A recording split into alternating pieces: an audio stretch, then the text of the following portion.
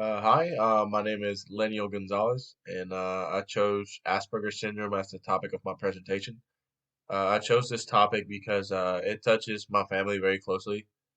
My cousin suffers from Asperger's syndrome, and it has been a really long and stressful process for us to finally understand his condition and how to manage it. First, we're going to begin talking about what is Asperger's syndrome. Asperger's syndrome is a kind of autoimmune autism spectrum disorder. It's a neurobiological disorder that causes deficiencies in social skills, such as difficulty with communication, engaging in repetitive behaviors, standing firm on opinions, beliefs, and focusing on rules and routine. Now, some causes. An important aspect that we must know is to know what causes Asperger's syndrome. Some of the causes can be are they're usually unknown. They're genetic and have brain abnormalities may be involved. Um, the Asperger's syndrome is not the result of a child's upbringing or poor parenting. It's a neurobiological disorder, meaning it is just a part of the child's brain development whose causes are still yet fully understood. We're going to talk about some statistics now.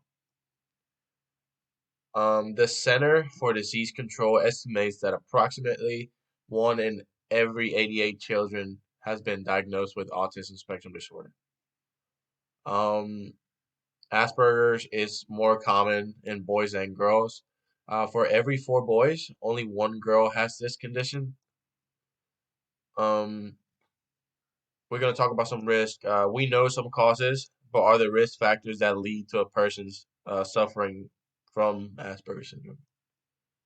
Um, some research suggests that certain factors during pregnancies and after birth may put a child at a higher risk of Asperger's syndrome disorder diagnosis.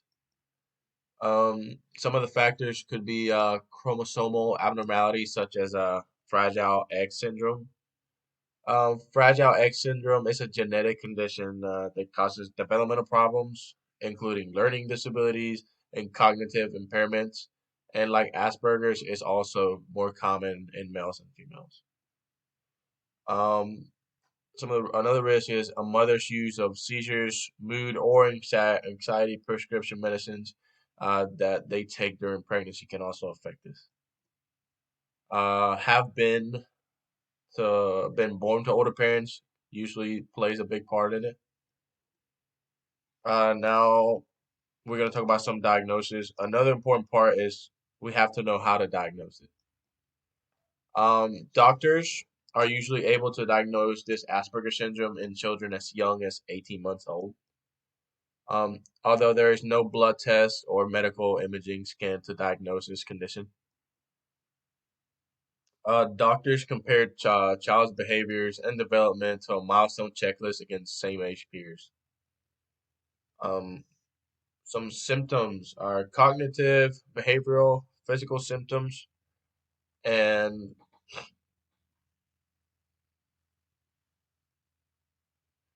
they have an exceptional rote memory. They usually have an obsessive tendencies to focus on detail. They have trouble understanding abstract ideas. They usually have language and speech issues. Their language is usually script, formal, or robotic. His or her language is repetitive and monotonous. They all always have the same kind of tone. They lack of inflection when talking. They usually have repetitive speech. They have trouble using language in a social context. They're usually loud or high pitched when they speak. And some of the symptoms, they have difficulties making and maintaining friendships. They have difficulties interpreting gestures. They usually um, are like isolated or minimal interactions with others. They do limited eye contact or the tendency to stare at others. Um, they have preferences for a strict schedule or routine. They have problems communicating their feelings, controlling emotions, or expressing their empathy. They're unable to recognize humor, irony, or sarcasm. Some of the physical symptoms now. They usually have some delay in their motor skills, problems with their coordination. They are often sensitive to loud noises, odors, clothing, or food textures. Here are some strengths of Asperger's. Although we also have identified shortcomings of Asperger's in patients, it is important to note that they also have skills and abilities or strengths that distinguish them from others. So where they are very intelligent, um, they are average to a very high intelligence. They also have very good learning skills. They have the ability to absorb and retain large amount of information, and they have the ability to think in visual images. They have the propensity to think outside the box and generate novel solutions. They also have a strong focus. They have the ability to spend time on their own. They concentrate for long periods of times on reading, experimenting, or writing. Um, some special interests can be channeled into productive hobbies or even their careers. That way, the person may be creative or make new discoveries. They are also very detail oriented. They have the ability to notice small details of any idea, theory, numbers, patterns, book, films, or objects, or visual images in that. They have the ability to perform repetitive tasks where accuracy rules and routines are very important. They have a strong work ethic. Their commitment to quality and accuracy of work. They're also very, very honest. They tell the truth, even if it's not tactful or in one's self interest. And they also, most of the time, like to follow rules. Now, some of the treatments. To help patients with Asperger's syndrome, it's always important that we know what kind of treatment they need so they can better themselves. Um, the first treatment is social skills and speech therapy. The child needs to learn important conversation and social skills. For example, learning to take turns while talking, making eye contact with the other person. They always have to show interest in what the other person is talking, right? So they learn to talk about variety of topics and not obsessing over one specific topic. Physical therapy, like I mentioned in previous slides before, they have problems with their motor skills. So some people who are diagnosed with Asperger's syndrome may usually appear clumsy. A physical therapist works with these patients to develop a person's core body strength.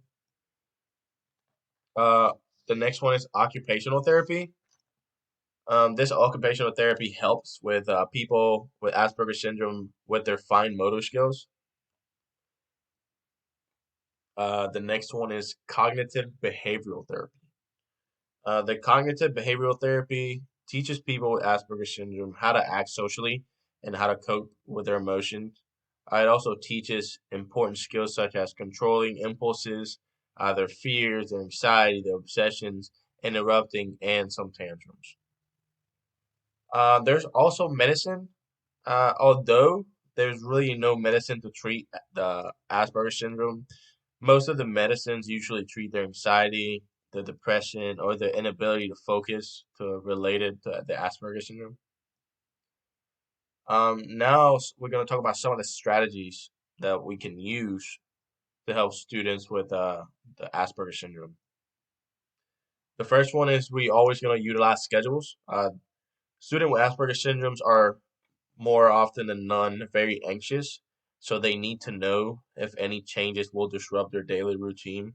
and that's why it's very important to use schedules.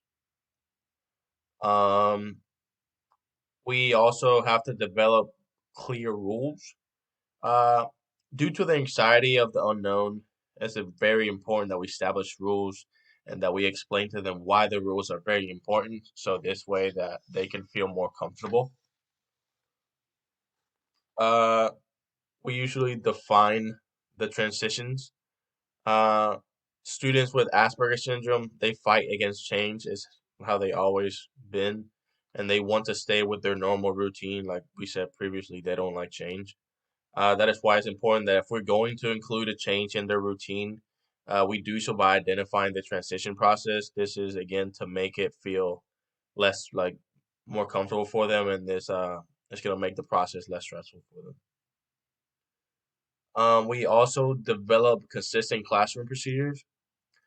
Students with Asperger's often forget what to do, so it's very important to establish procedures that help them with a routine process. With this, we calm their anxiety. The main question is, do children with Asperger's syndrome tend to get better? So, with effective treatment, children with Asperger's syndromes can learn to cope with their disabilities. Um, some adults with Asperger's syndrome are able to get a job and be successful in it. The type of job will always, more often than none, depend on their skills. Um, I believe going back to the make it being hard for them to make friends and maintain relationships. I remember when I was doing my research, I found this video of a boy that went to a really gifted school, and he mentioned that even though he was in that gifted school and he was really smart, kids often bullied him because he was different.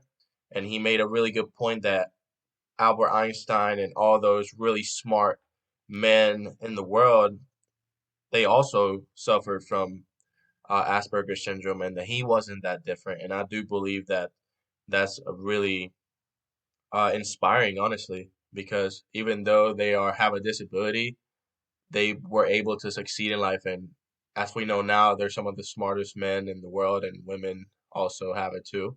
And I believe that this is not a disability that we should take lightly. We should help people improve.